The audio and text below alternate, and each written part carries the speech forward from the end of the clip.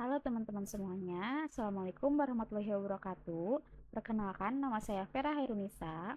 Di sini saya akan menjelaskan tentang apa itu unsupervised learning, beserta dengan ciri-cirinya, kategori, serta hasil eksplorasi yang telah saya lakukan.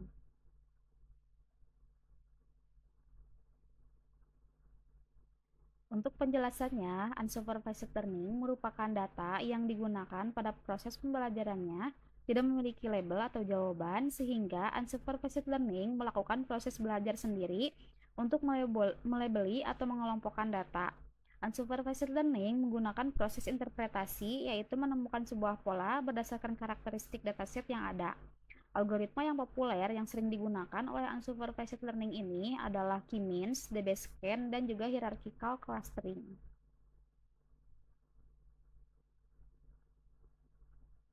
Untuk tujuan unsupervised learning ini adalah menemukan pola tersembunyi, kelompok atau cluster, hubungan antar data, dan struktur data. Ciri-ciri unsupervised learning ini adalah tidak ada label, kelas, ataupun target. Model mencoba menemukan pola tersendiri, hasil berupa kelompok, pola, ataupun struktur data, cocok untuk eksplorasi data dan memahami karakteristik dataset.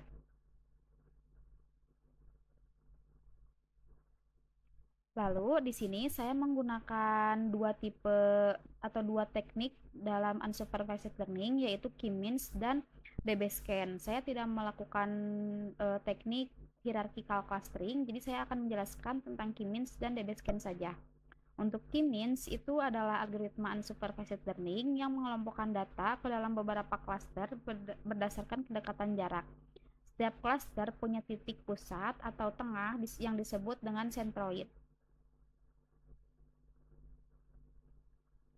Lalu untuk kelebihan dan kekurangannya, kelebihan K-means itu sederhana dan cepat, cocok untuk data yang berukuran besar, hasil cluster biasanya rapi, dan datanya juga terpisah dengan baik. Untuk kekurangannya, harus menentukan jumlah cluster key dari awal, sensitif terhadap outlier, serta tidak cocok untuk bentuk cluster yang tidak bulat atau non-spherical.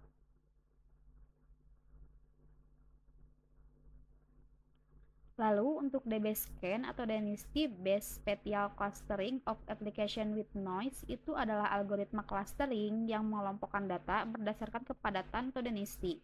Nah, DB-scan ini bisa menemukan cluster dengan bentuk yang bebas dan mendeteksi noise atau data yang menyimpang. Parameter utama yang digunakan di DB-scan ini ada EPS dan min PTS. Nah, kalau EPS ini jarak maksimum antar titik yang dianggap bertetangga. Untuk min PTS, jumlah minimum titik dalam sebuah area yang dianggap sebagai klaster padat.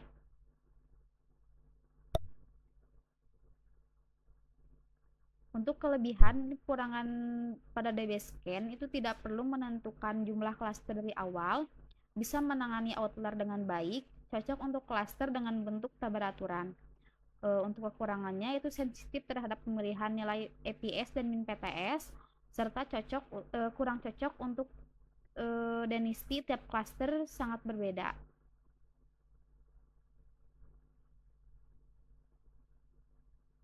Untuk perbedaan K-means dan DB-scan itu kalau K-means perlu menentukan jumlah cluster terlebih dahulu, sedangkan DB-scan itu tidak perlu.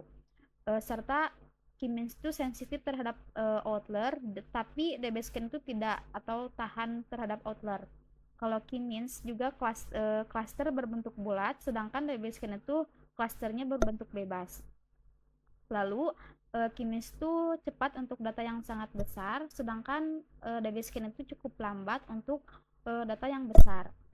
Juga K-means tidak bisa menemukan noise, sedangkan DB-scan itu bisa mendeteksi noise. Untuk selanjutnya, saya akan melihatkan atau mempresentasikan hasil eksplorasi yang telah saya lakukan dengan mencari dataset dari Kaggle, dan saya akan melakukan eksplorasinya sekarang. Ini merupakan hasil dari eksplorasi clustering saya. Di sini saya menggunakan dua algoritma, yaitu K-means dan DB-scan. Nah, saya juga menggunakan dataset dari Food Nutrition.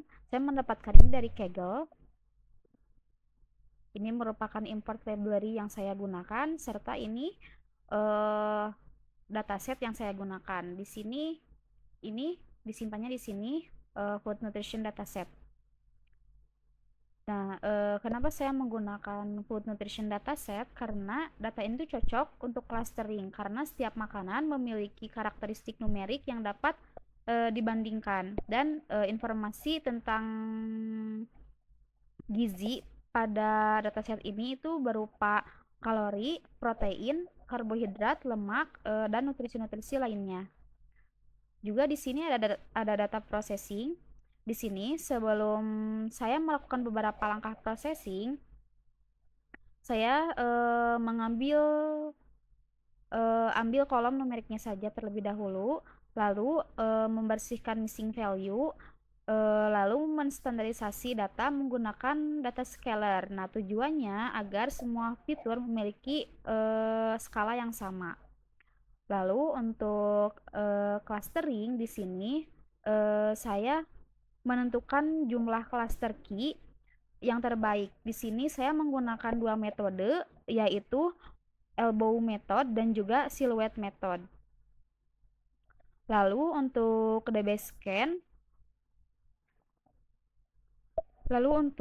DBScan, saya menggunakan algoritma untuk mencari nilai EPIS dan min samples. Terbaik menggunakan grid search. Setelah itu saya aplikasikan DBScan akhir pada dataset. Di sini search base EPIS dan min samplesnya. Lalu di sini juga ada PCA visualization, gunanya untuk memvisualisasikan hasil dari K-means dan juga DBScan. Karena data punya banyak dimensi, saya melakukan PCA menjadi dua dimensi untuk melakukan visualisasi cluster. Nah, ini karena saya tadi sudah merunning terlebih dahulu K-means dan DBScan ini. Ini merupakan eksplorasi clustering menggunakan K-means dan DBScan.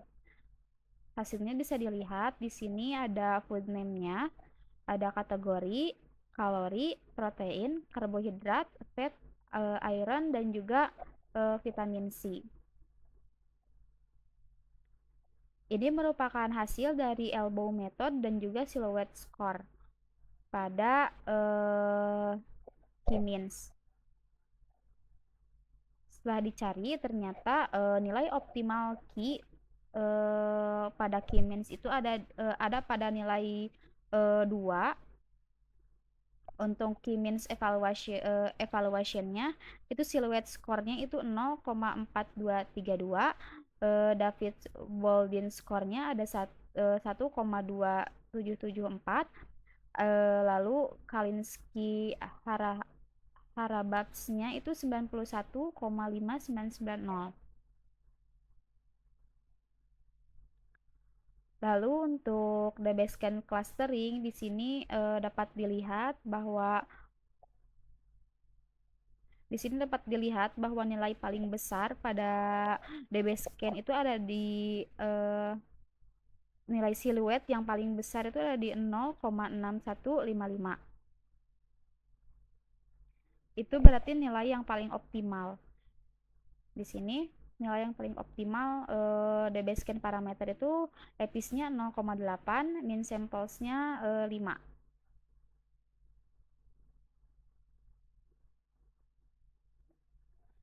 Ini merupakan ini beberapa PCA visualisasi yang dapat dilihat. Ini merupakan yang di sebelah kiri ini merupakan hasil dari K-means PCA plot.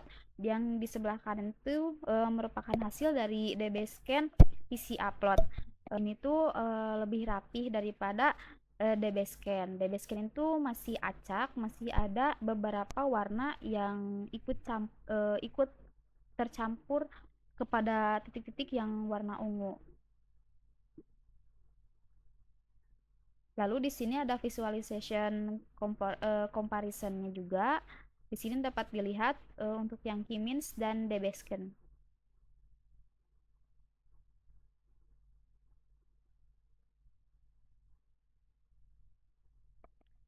Di sini juga dapat terlihat sebenarnya ini untuk yang K-means itu masih ada beberapa yang ikut tercampur pada dataset yang lain, tapi yang K-means itu lebih rapih daripada yang DBScan.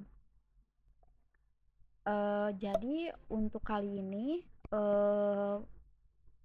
dapat disimpulkan bahwa K-means itu cocok jika data bentuknya rapi dan bulat, lalu tidak bisa mendeteksi noise, lalu butuh menentukan jumlah klaster sejak awal, dan lebih stabil dan mudah digunakan untuk dataset nutrisi yang relatif homogen. Lalu untuk DBScan dapat disimpulkan bahwa tidak perlu menentukan jumlah klaster, mampu mendeteksi noise, memberikan insight tambahan karena bisa menemukan noise dan cluster yang bentuknya tidak beraturan.